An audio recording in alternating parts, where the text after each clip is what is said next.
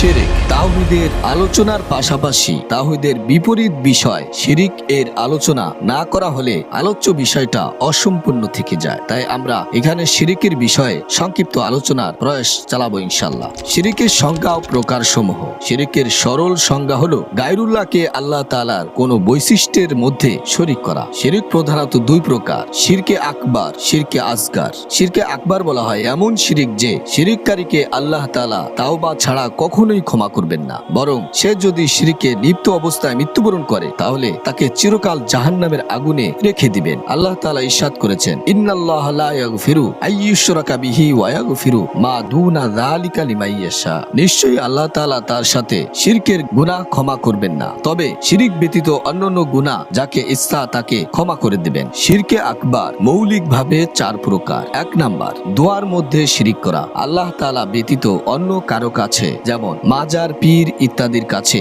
দোয়া করা। আল্লাহ তাআলা বলেন, ওয়ামাইয়াদু মা আল্লাহি ইলাহান আখার লা বুরহানা লাহু বিহি ফাইন্নামা হিসাবুহু ইনদা রাব্বি ইন্নাহু লা ইউফলিহুল কাফিরুন। যে কেউ আল্লাহর সাথে অন্য এমন উপাস্যকে ডাকে তার কাছে যার সনদ নেই, তার হিসাব তার পালনকর্তার কাছে আছে, নিশ্চয় কাফেররা সফল কাম হবে না। দুই নম্বর শিরক। শিরকের দ্বিতীয় প্রকার হলো আনুগত্যের মধ্যে শিরক করা।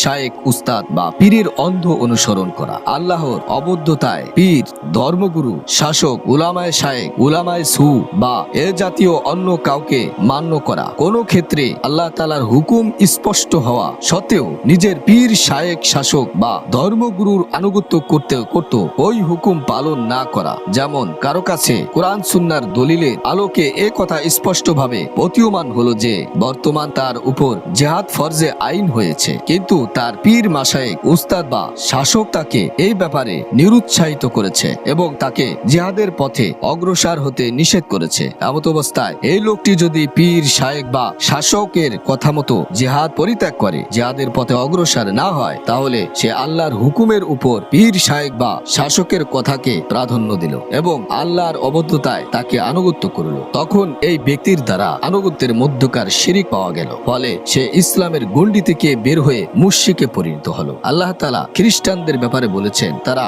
আল্লাহ ব্যতীত তাদের পণ্ডিত ও সংস্কার বিরাগীদেরকে বর রূপে গ্রহণ করেছে এবং মরিয়মের পুত্র মাসিহকেও, অথচ তাদেরকে আদেশ দেওয়া হয়েছিল শুধুমাত্র এক ইলাহের ইবাদতের জন্য, যিনি ছাড়া কোনো উপাস্য নেই। তারা যে শরীক সাব্যস্ত করেছে তা থেকে তিনি পবিত্র।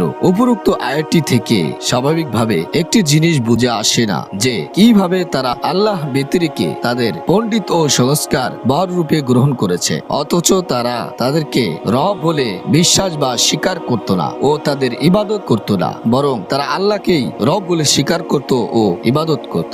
আদি ইবনে হাতিম রাদিয়াল্লাহু তাআলা আনহু থেকে বর্ণিত, তিনি বলেন, আমি গলায় একটি পুরুষ ঝুলন্ত অবস্থায় রাসূল করিম সাল্লাল্লাহু আলাইহি ওয়াসাল্লামের নিকটে এলে তিনি বলেন, হে আদি, এই মূর্তিটি তুমি তোমার গলা থেকে ছুঁড়ে ফেলো। ফলে আমি তা খুলে ছুঁড়ে ফেললাম। অতঃপর রাসূল সাল্লাল্লাহু আলাইহি ওয়াসাল্লামের নিকটে এসে দেখতে পেলাম তিনি সূরা তাওবা তেলাওয়াত করছেন। তারা আল্লাহ ব্যতীত তাদের পণ্ডিত ও সংসার বিরাগীদেরকে বর রূপে গ্রহণ করেছে। আমি বললাম, আমরা তো তাদের ইবাদত করতাম না। রাসূল করিম সাল্লাল্লাহু আলাইহি ওয়াসাল্লাম বললেন, আল্লাহ তাআলা যা হালাল করেছেন তারা তা হারাম করত আর তোমরাও তা হারাম মানতে, এবং আল্লাহ তাআলা যা হারাম করেছেন তারা তা হালাল করত আর তোমরাও তা হালাল ভাবতে। আমি বললাম, হ্যাঁ, এমনটাই হতো। তিনি বললেন, এটি তাদের ইবাদত। প্রিয় বন্ধুগণ, নিজেকে নিয়ে ভেবে দেখুন উপরোক্ত আয়াতগুলো আপনার উপর প্রযোজ্য হচ্ছে কিনা।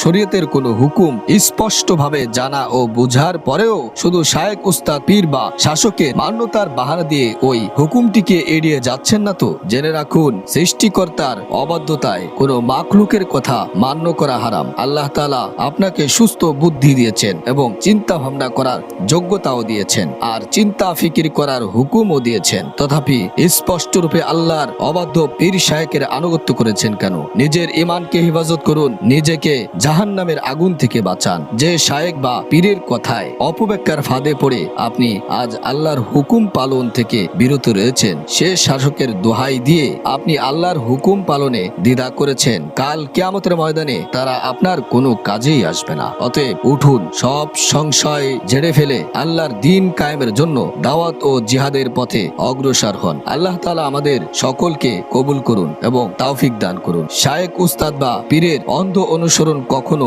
কাম্য নয়। তারা কেউ শরিয়াত প্রণেতা নয় যে যা বলবে তা শরিয়তের বিরোধী হওয়া সত্ত্বেও মানতে হবে। তারা যদি এমন কোনো কথা বলে যা সঠিক হওয়ার ব্যাপারে আপনার খটকা লাগে, তাহলে তার কাছে দলিল দাবি করুন। দলিল পেশ করার পরেও যদি আপনার অন্তর আশ্বস্ত না হয়, তাহলে আরো 2-4 জন রব্বানি আলেমদের সাথে ওই ব্যাপারে কথা বলুন। আপনার শায়েখ উস্তাদ বা পীর যদি হক্কানি রব্বানি আলেম হয়ে থাকেন, তাহলে দলিল দাবি করলে তিনি মোটেও রাগ করবেন না, অসন্তুষ্ট হবেন না, বরং তিনি দলিল নিয়ে আপনার ইলমি পিপাসা নিবারণের চেষ্টা করবেন, আপনার অশান্ত মন শান্ত করার ফিকির করবেন। আপনি তার কাছে দলিল চাওয়ার কারণে যদি তিনি রাগান্বিত হন, আপনার উপর রুষ্ট হন, চোখ রাঙ্গান, বেয়াদব বলে আপনাকে তাড়িয়ে দেন, তাহলে আপনি নিশ্চিত জেনে রাখুন আপনার এই উস্তাদ শায়েখ বা পীর হক্কানি রব্বানি লেবাসে একজন ভণ্ড প্রতারক। আপনি যদি আপনার আখিরাতকে ধ্বংস করতে না চান, তাহলে তার কাছ থেকে